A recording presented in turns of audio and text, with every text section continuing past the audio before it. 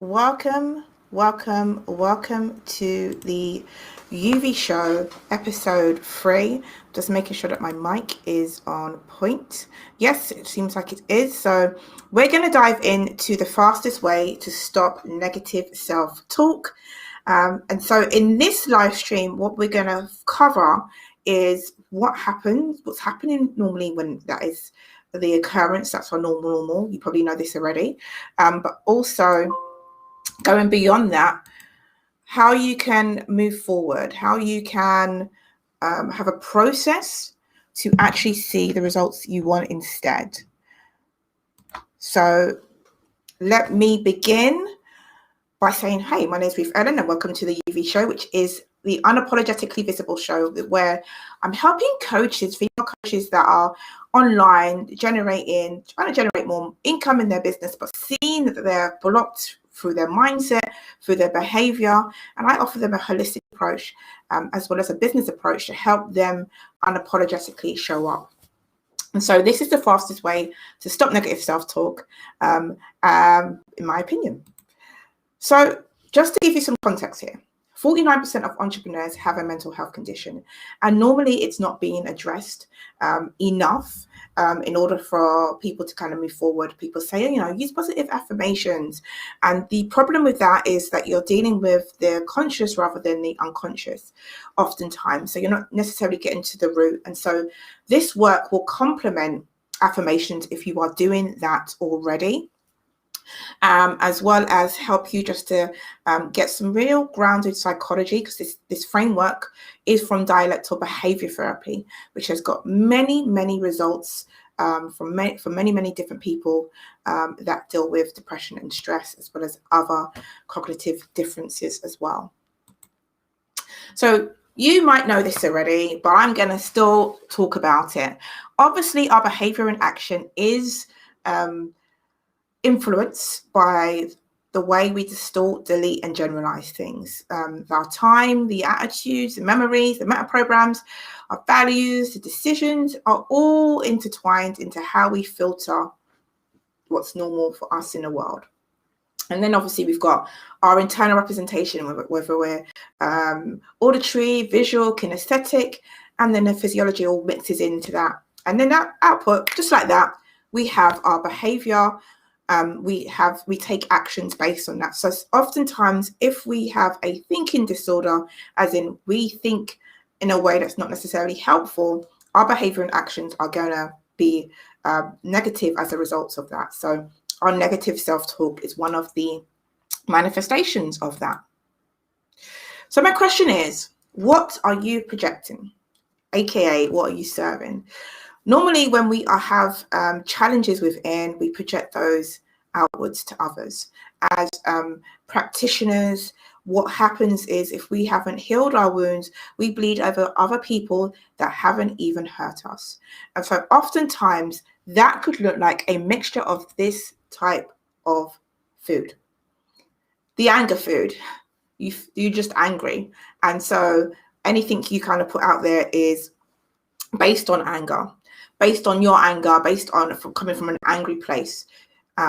Maybe you're critical, so maybe you've got all of these critical negative thoughts of yourself, and perhaps sometimes when you are looking at others, when you're thinking of working with others, you come from a critical mindset. Perhaps you're feeling quite sad, and that sadness oftentimes means that you can't just feel happy when you achieve certain things, certain goals. Perhaps you're feeling unloved right now, and that negative self-talk is stopping you from moving forward. And you're just not giving yourself enough time. And so when you are treating yourself in a way, for example, of maybe not doing the exercise you need to that will help your cognitive functions excel, perhaps you're feeling a bit worthless. Perhaps you are constantly doing lots of marketing and you're not necessarily getting the results you want. So what's happening is you're projecting that worthlessness out to the world. Or maybe you're feeling righteous. You're saying that you're right and everyone else is wrong. And so that could come off as somebody that's arrogant. You might be labeled that, or perhaps wrongly or rightly. The bottom line is that's what's happening when you internalize some of these things and you end up feeding others these things as well. And I know you don't want to feed people negativity. So we're going to try to, in this live stream, look and explore that. And so it comes on back down to resilience. It's adapting and responding positively to stress and misfortunes. Because let's face it, we are going to come across different ways in our lives, different things in our lives that are going to be quite negative. And we can reframe them and things, but at the same time, when we're in that moment, that sinking quicksand, we can't often find that branch to get out of it. So even though Ellen Heckerson, PhD, has given us this great definition, I wanted to borrow from Alicia Mudley's definition. That being resilient is much less about finding an impenetrable shield, and it's much more about cultivating ways in which to accept and adapt. And it still falls in alignment, but this one settles more for me. It just makes it much more palatable, much more tangible, much more easy to grasp. And just to clarify, if you are here live or on a replay, do write your comments. Do let me know how this has helped you, because I can't see the comments right now because I'm focused in on here. But if you do comment, I will respond to you as soon as the live is over. Okay, so we're going to go through steps. And step one is to think of an important event. Some event that's already happened, because our main task here is to help you to counteract the negative self-talk, right? Remember at the beginning, this is what we talked about. So we need to think of what event came up for us. Because when we think, let's just go back a few slides. When we think about the external input, that's an event, right? And our main focus is to stop negative self-talk. So what is the event? What's the event that has caused you some negative self-talk? So let's think of that for a second. I'm going to give you a second more than that, because that's like a nanosecond. So think of an important event, an event that's happened for you. Maybe it could be a failed launch, or not having the numbers you wanted at an event. Perhaps it could be not getting the number of clients in January. Perhaps you're thinking of creating a challenge, but you didn't get the amount of right people. What's the event that happened to you that caused you to have negative self-talk? What is the event? What's that event? And it might feel insignificant. So when I say important, try not to judge that word too much. What is the event? The next thing is to think of what caused the event. So this is step two. What caused the event? And I'm going to give you some guidance here to help you with this, because sometimes people get stuck and they just opt out. So this is not meant to undermine the pain you've been through, just to be clear. It's trying to find a way to move on from a certain event and feel more free. So we're going back to the food analogy. We're making sure we're feeding ourselves good food and feeding people that are around us great food as well. So when you are thinking about what caused the event, state the facts. Don't judge it as good or bad. Try not to judge yourself or the situation.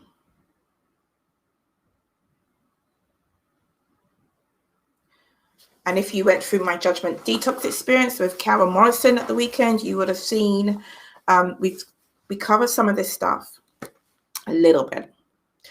Great event, by the way. Thank you everyone that attended. Okay, so what caused the event? If you have done this part of it, put 2 in the comments so I know you're moving forward with this. Step 3 is about accepting the feeling. Accepting the feeling, step 3.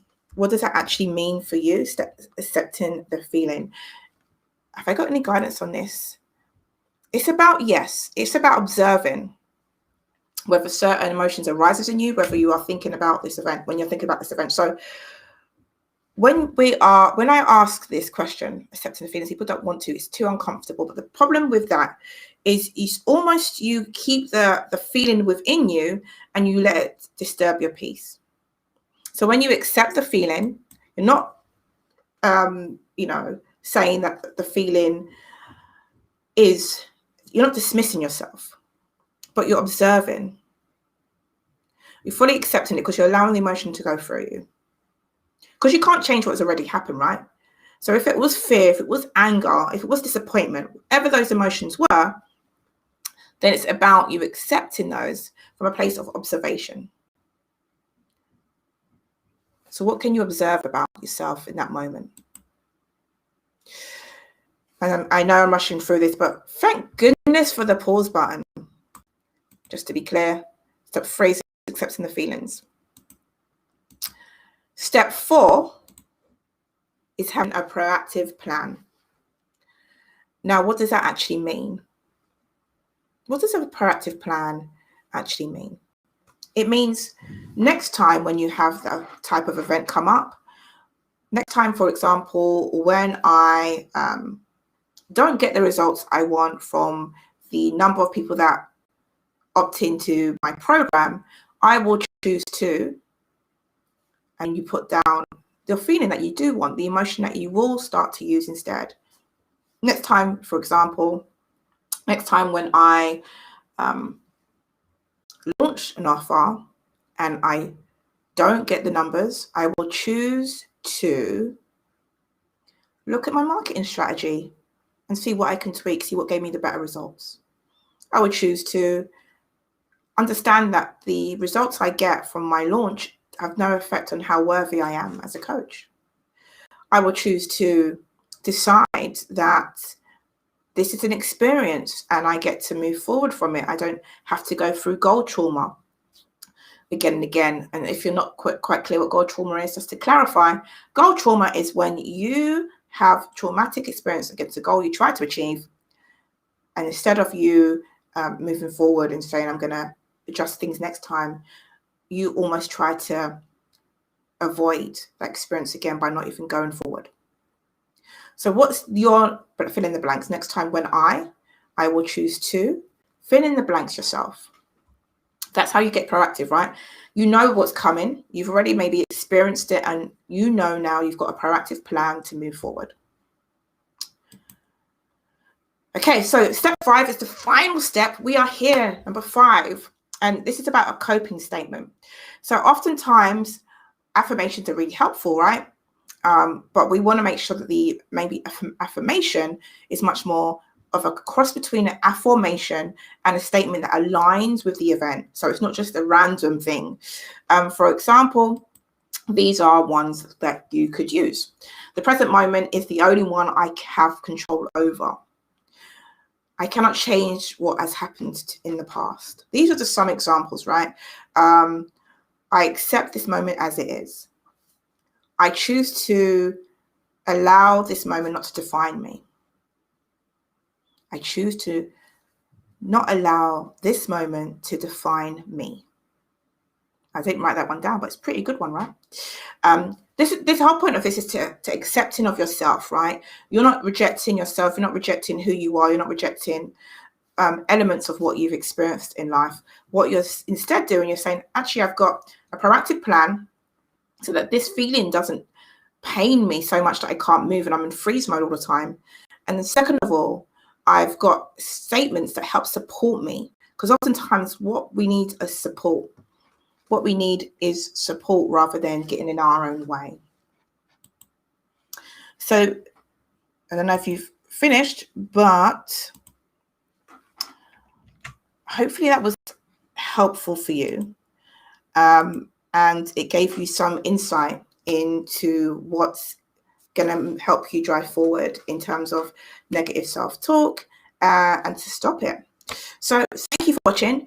There is an event that I'm going to be speaking at. It's called the 4-Step Framework for Profitable and Mentally Well Visibility.